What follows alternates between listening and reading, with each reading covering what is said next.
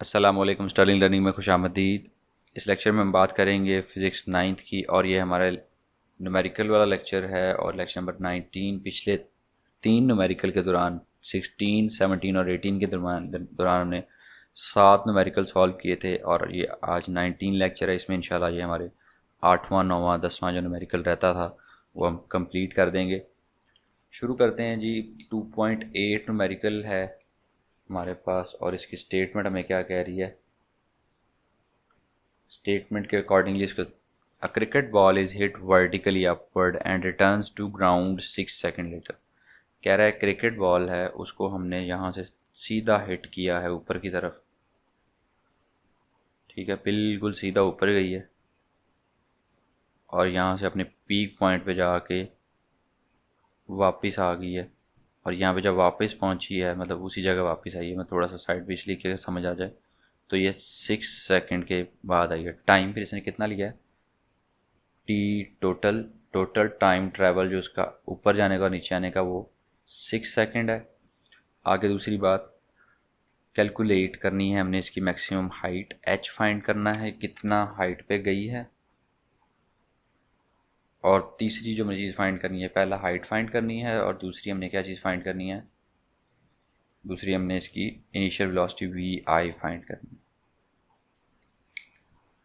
अच्छा, अब जब इस तरह के न्यूमेरिकल होते हैं जिसमें क्रिकेट बॉल को हिट किया गया है और वो अपने मैक्सिमम पॉइंट पे पहुंची और फिर वापस आ गई, इसमें कुछ चीज़ें हम खुद से डिड्यूस करेंगे खुद। और जैसे एक डिड्यूस नहीं करेंगे, मतलब हमें पता है। जैसे इसमें जो एक्सेलरेशन होती है when a body is moving in vertical motion, तो जो एक्सेलरेशन होती है ए वो किसके बराबर होती है, जी के बराबर, जिसकी वैल्यू हम यहाँ पे 10 यूज़ करते हैं।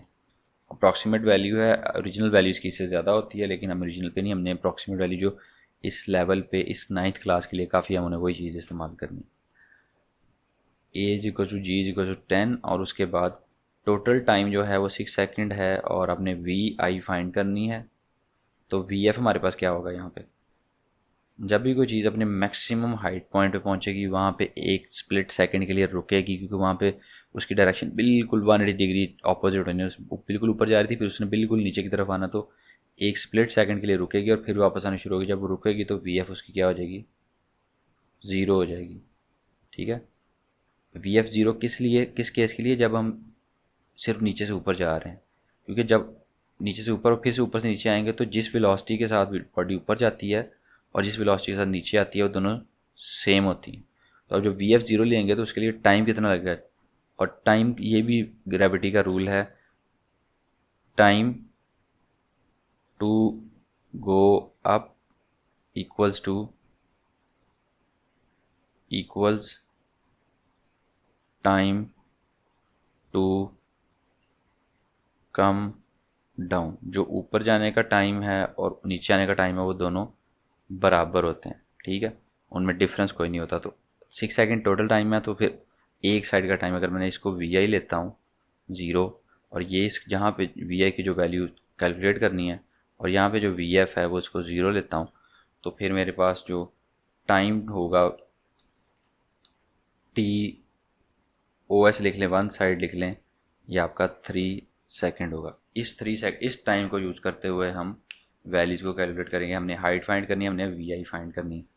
सबसे पहले हम वी आई भी फाइंड कर सकते हैं, हम हाइट भी फाइंड कर सकते हैं। हाइट के लिए मेरे पास जो फॉर्मूले हैं उसमें मुझे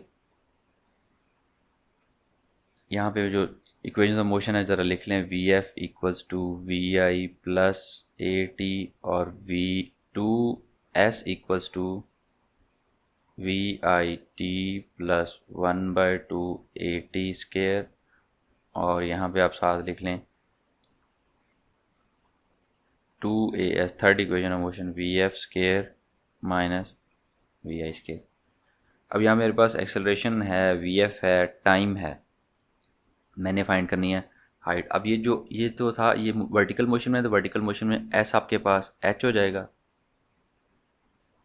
और ए जहाँ जहाँ पे है वो उसको हम जी लिख लेंगे। ठीक है, इक्वेशन वही है, सिर्फ लिखने का तरीका थोड़ा सा मुख्तलिफ हो जाता है कि हमें पता चल जाए क्या चीज़ है। तो ए और जी को हम आर्टिलरी यूज़ करते हैं। ए नॉर्मल एक्सेलरेशन के अंदर जब स्ट्रेट बॉडी वर्टिकल मोशन में नहीं है, हॉरिजॉन्टल मोशन में है, और जी जब होता है जब वो वर्टिकल मोशन में हो। तो टाइम वन साइड आपके पास 3 सेकंड है, वी एफ आपके पास 0 है, ए जी आपके पास 10 है। हाइट फाइंड करनी है और वी आई फाइंड करनी है। हाइट फाइंड करने के लिए हमें इधर भी वी आई चाहिए और इधर भी वी आई चाहिए, क्योंकि हाइट हम इन इक्वेशन से फाइंड कर सकते हैं, क्योंकि वेलोसिटी इज़ ऑलवेज चेंजिंग। तो ये हमारे पास जो है चीज़ें ये हमें चाहिए, इसलिए हम इनको डायरेक्ट यूज़ नहीं कर सकते। पहले हम वी आई फाइंड करेंगे। वी आई फाइंड करने के लिए क्या करेंगे, वी आई कौन सा फार्मूला लगाएं, कोई भी सेकंड लगा लें या थर्ड लगा लें। हम थर्ड लगा लेते हैं, 2GH no h find v i. हाँ, वी आई के लिए हमें फर्स्ट इक्वेशन मोशन इस्तेमाल करें, क्योंकि इसमें एच भी अननोन है, दो अननोन एक में से निकाल नहीं सकते। V f equals to v i plus a t. Time 3 second है, ए 10 है, वी एफ आपके पास 0 आएगा, तो वी एफ आपके पास आ गया, वी एफ की वैल्यू 0 लगा दी। वी आई की वैल्यू फाइंड करनी है, और यहाँ पे जो ए है वो जी की वैल्यू, जब इसकी नेगेटिव साइन देखें क्या होगा, बॉडी अपवर्ड मूव करी। आपको पता है ग्रेविटी हमेशा क्या होती है, gravitational acceleration is towards the down side. जब बॉडी नीचे से हमने वी आई के साथ फेंकी तो उसकी वेलोसिटी कम हो रही है, that means this gravity is acting as negative acceleration और डीसेलरेशन, क्योंकि इसकी डायरेक्शन बिल्कुल उसके अपोजिट है। जब नेगेटिव एक्सेलरेशन डीसेलरेशन के तौर पर इस्तेमाल होगी तो यहाँ पे ए, यहाँ पे जो ए इज इक्वल टू जी होगा वो -10 यूज़ करेंगे। तो एक ही जगह पे हम यहाँ पे -10 यूज़ करेंगे, और साथ टी जो है आपके पास 3 आ जाएगा सेकेंड्स। तो यहाँ पे 0 है, वी आई प्लस माइनस -30 आ जाएगा, तो वी आई आपके पास क्या आ जाएगा, 30 मीटर पर सेकेंड। ठीक है, तो ये आपके पास इनिशियल वेलोसिटी की डेफिनेशन आ गई है, v i equals to 30 metre per second. अच्छा, उसके बाद दूसरा काम जो हमने करना था, हाइट फाइंड करनी थी। उसके लिए चाहे ये फार्मूला लगा लें या फिर ये फार्मूला लगा लें, क्योंकि वी एफ भी हमारे पास है, वी आई भी हमारे पास है, जी भी है, एच भी है, टू भी है। इसमें भी हमने टोटल हाइट फाइंड करनी है, तो इसमें भी हमने हाफ ए वन साइड ट्रैवल हमने फाइंड करनी है। तो ये उसका स्टार्टिंग पॉइंट है और ये एंडिंग पॉइंट है। हमने वन साइड जो अपवर्ड गोइंग है उसी को इस्तेमाल करना है, और यहाँ पे हमारे पास जी, यहाँ पे भी नेगेटिव ही इस्तेमाल होगा। अगर हम थर्ड इक्वेशन लगाते हैं, 2GH is equals to v f square minus v i square. इसके लिए वी एफ क्या है, 0 है, वी आई क्या है जो हमने यहाँ पे कैलकुलेट किया 30, और जी जो -10। तो यहाँ पे 2G की value -10 into h equals to v f की वैल्यू 0, उसका स्केयर -30 का स्केयर आ जाएगा, -20H इक्वल्स टू -900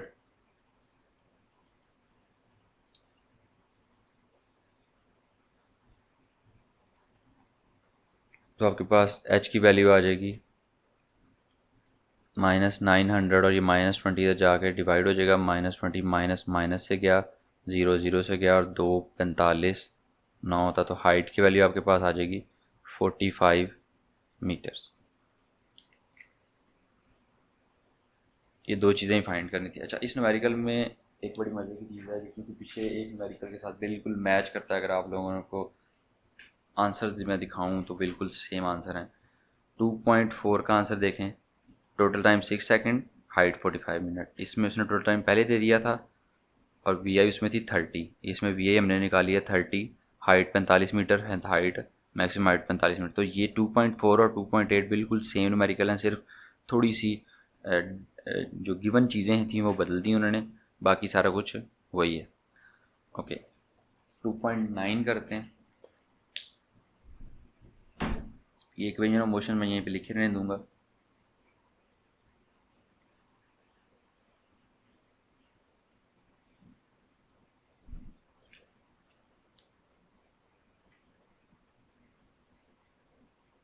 ठीक है, तो ये जो थी ये इक्वेशन ऑफ मोशन थी वर्टिकल मोशन के लिए। अब वर्टिकल मोशन नहीं है, अब हमारे पास सिंपल है, तो v f equals to v i plus a t, s equals to v i 1/2 a t square और 2 ए एस। ठीक है, अब ये जो इक्वेशन मोशन है इनको इस्तेमाल करते हुए हमने न्यूमेरिकल सॉल्व करना है। When brakes are applied the speed of train decreases from 96 kilometre per hour to 48 kilometre per our.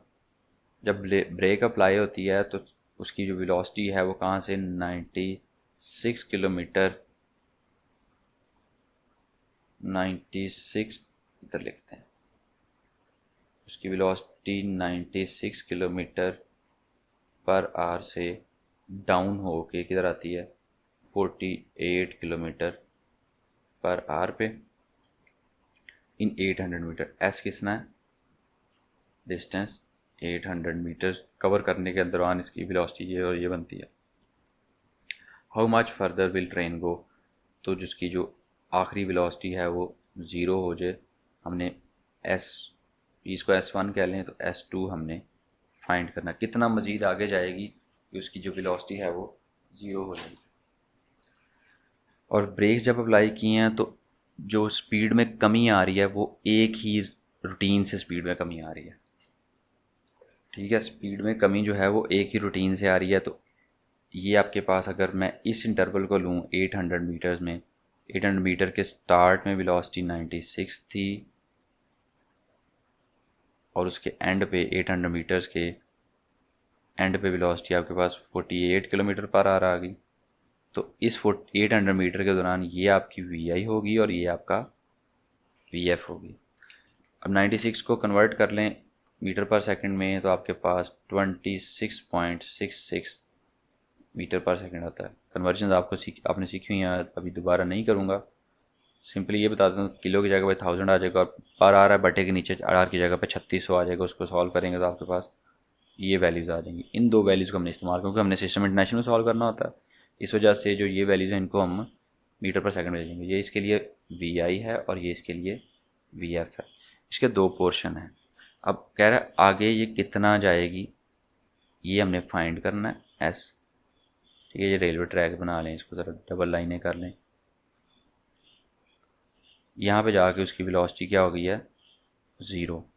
तो इसकी ये जो इसके लिए जो VF थी, जो अगले हमारा जो है उसके लिए ये VI होगी। अगला जो ये डिस्टेंस वाला जो एरिया है S2 वाला, ये S1 है, तो ये इसके लिए VI हो जाएगी और VF आपकी इसके लिए क्या हो जाएगी ज़ीरो, ठीक है। इन न्यूमेरिकल्स में VF और VI का ख्याल रखना था डिपेंडिंग अपॉन द इंटरवल। जो आप इंटरवल ले रहे हो उसमें VI कौन सा VF कौन सा, इसका आपने अच्छी तरह से ख्याल रखना होता।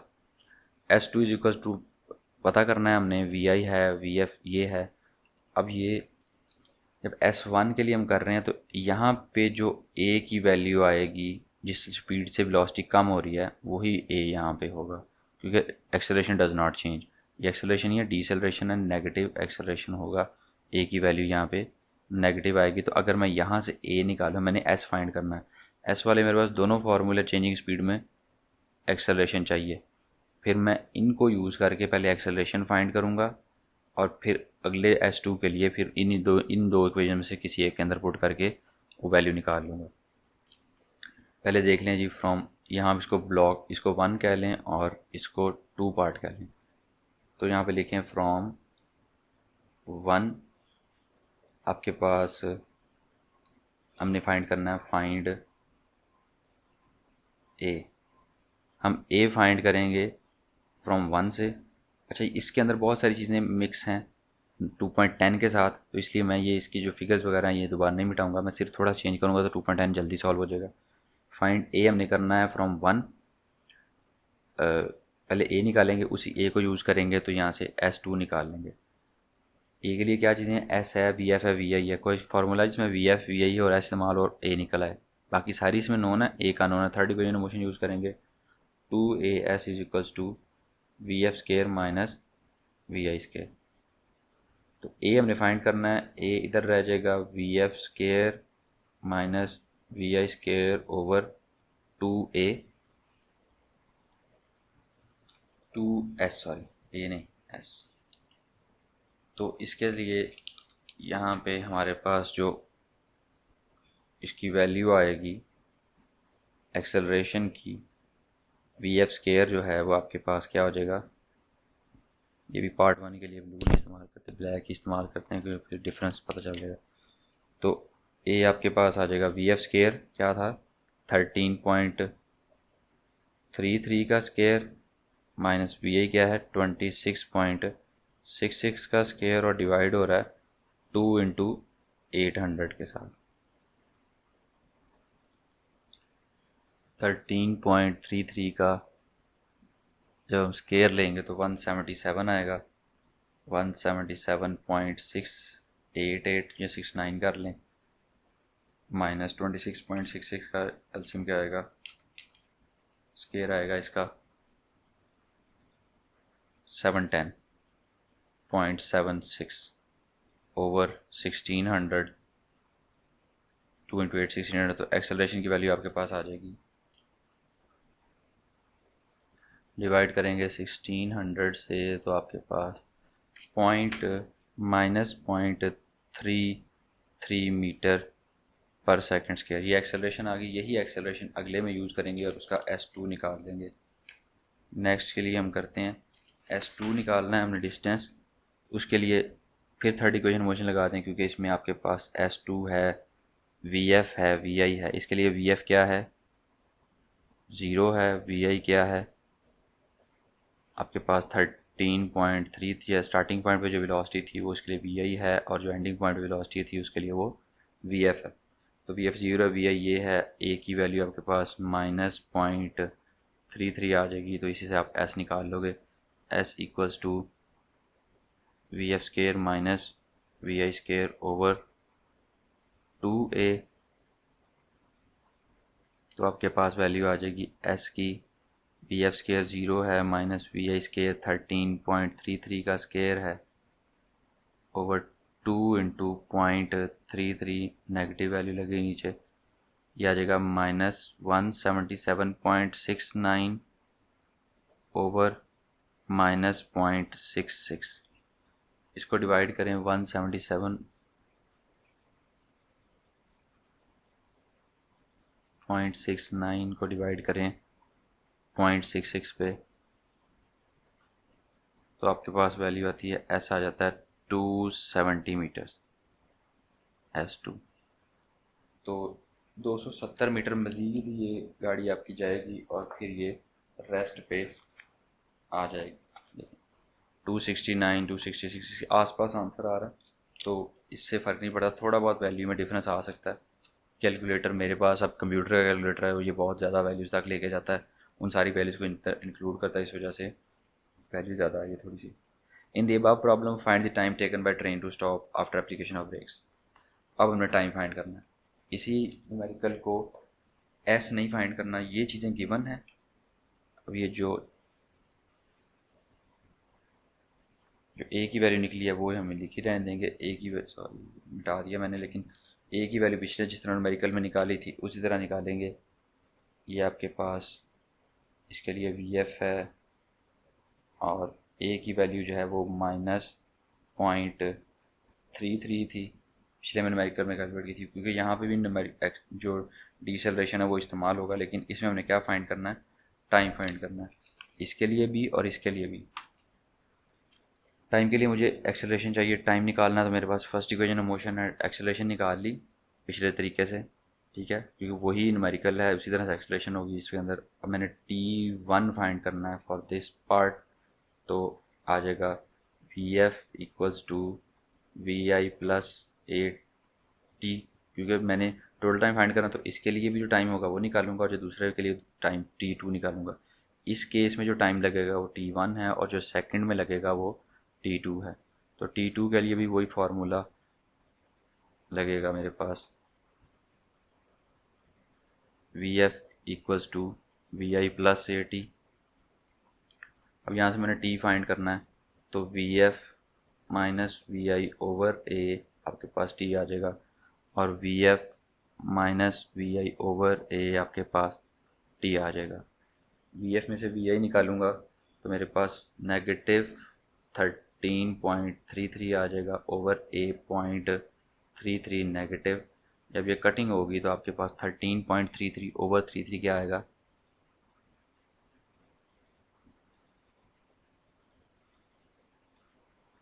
40 पॉइंट समथिंग। तो टाइम आपके पास आ जाएगा 40.39 T1। इसी तरह T2 जो है सेकंड इंटरवल के लिए, तो T2 आपके पास आ जाएगा VF माइनस VI, इसमें VF जो है वो 0 है, VI आपके पास 13.33 माइनस 13.33 ओवर आपके पास 0.33 आ जाएगा। तो जब इसको सॉल्व करेंगे तो आपके पास T2 जो है वो भी 40 पॉइंट समथिंग आ जाएगा। जब इनको मिलाएंगे तो तकरीबन टोटल टाइम जो आपके पास होगा टी टोटल जो है तो तकरीबन आपके पास हो जाएगा 40 प्लस 40 तकरीबन 80 सेकेंड्स अप्रॉक्सीमेट हो।